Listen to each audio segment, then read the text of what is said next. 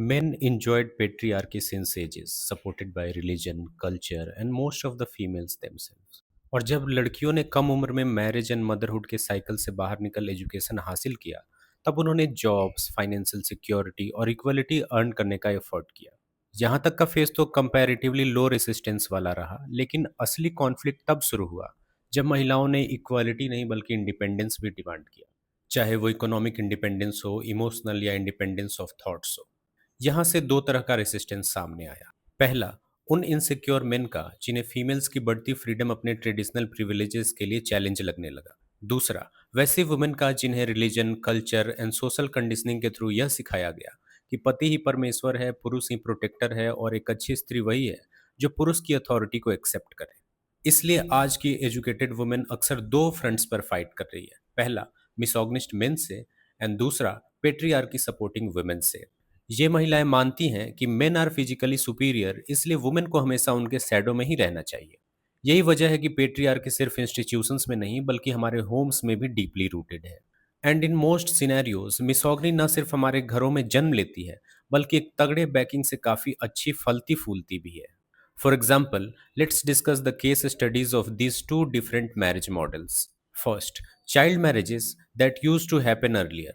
Basically patriarchy की सबसे strongest roots यहीं से डेवलप हुई।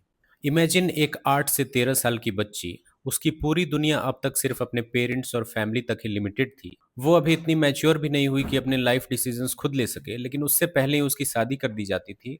और जब तक उसके सेंसेस डिसीजन लेने वाले हुए तब तक वो 2-3 बच्चों की माँ बन चुकी होती थी।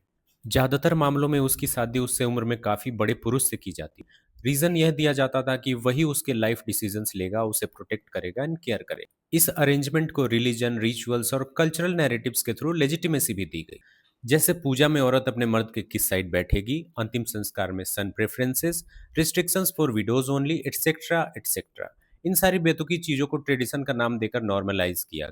एक ऐसी बच्ची जिसे खुद अपनी आइडेंटिटी समझ तक नहीं आई थी, उसे सिखाया गया कि सिंदूर, मंगलसूत्र और दूसरे मैरिटल सिंबल्स उसके एग्जिस्टेंस को कंप्लीट बनाते हैं। धीरे धीरे उसने इन्हीं बिलीव्स को ट्रूथ की तरह एक्सेप्ट कर लिया। फिर यही बच्चियां आगे चलकर 60s से 90s किड्स की दादियां और नानियां बनी। जो बिलीव्स उन्होंने अपनी शादी के पहले दिन सीखे थे वही उन्होंने अपनी बहुओं को सिखाए, बहुओं ने अपनी बहुओं को सिखाया, और यह साइकिल जनरेशन आफ्टर जनरेशन चलता रहा। लेकिन आज सिनेरियो बदल चुका है। आज लड़कियां एजुकेटेड हैं, इन्फॉर्मेशन एक्सेस कर रही हैं, and most importantly they believe and rely upon critical think. इसलिए वे सवाल पूछ रही हैं, क्यों, किस लिए, इस ट्रेडिशन का पर्पस क्या है, क्या यह लॉजिकल एंड फेयर है। लेकिन एग्जैक्टली यही तो एजुकेशन का पर्पस है। एजुकेशन सिर्फ इन्फॉर्मेशन नहीं देती बल्कि रीजनिंग, एनालिसिस और क्वेश्चनिंग एबिलिटी भी डेवलप करती है। अगर लड़कियों को एजुकेशन नहीं मिली होती तो आज जो लाखों लड़कियां अपनी आवाज़ उठा रही हैं, उनमें से बहुत बड़ी संख्या में अभी भी साइलेंस में जी रही होती। Second, adult marriages. अब उन मैरिजेस की बात करते हैं जो एडल्टहुड में हुई या हो रही हैं, जहाँ पेट्रियार्की फोर्स्ड नहीं बल्कि मोस्टली टॉट है। ये वुमेन मोस्टली अपनी मदर्स, आंटीज, बुआ, नानियों और दादियों को देखकर बड़ी होती हैं। बचपन से उन्हें वही स्टोरीज, वही रिचुअल्स, वही एक्सपेक्टेशंस और वही पति परमेश्वर वाली आइडियोलॉजी चुनने और देखने को मिलती। धीरे धीरे वे इन बिलीव्स को नॉर्मल रियलिटी की तरह एक्सेप्ट करने लगती हैं।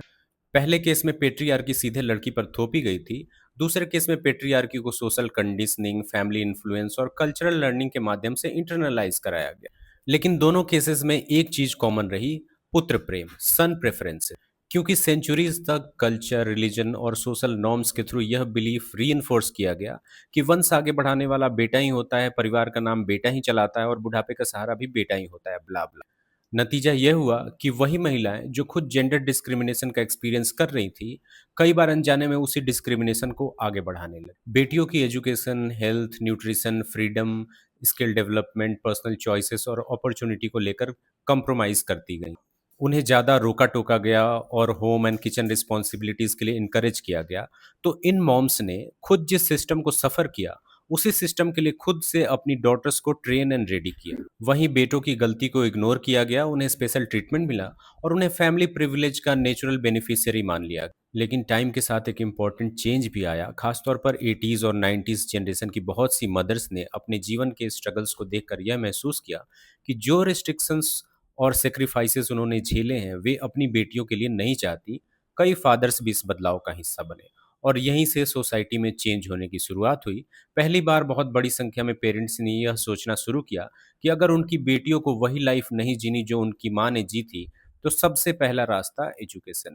और यहीं से लड़की तो सिर्फ चूल्हा चौका करने के लिए पैदा हुई है वाली सोच को चैलेंज मिलने की शुरुआत हुई।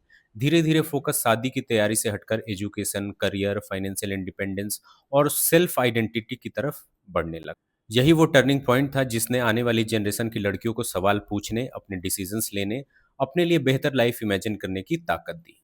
So please wait and stay tuned for part 2 of this patriarchy roots in India, where I will be discussing about men.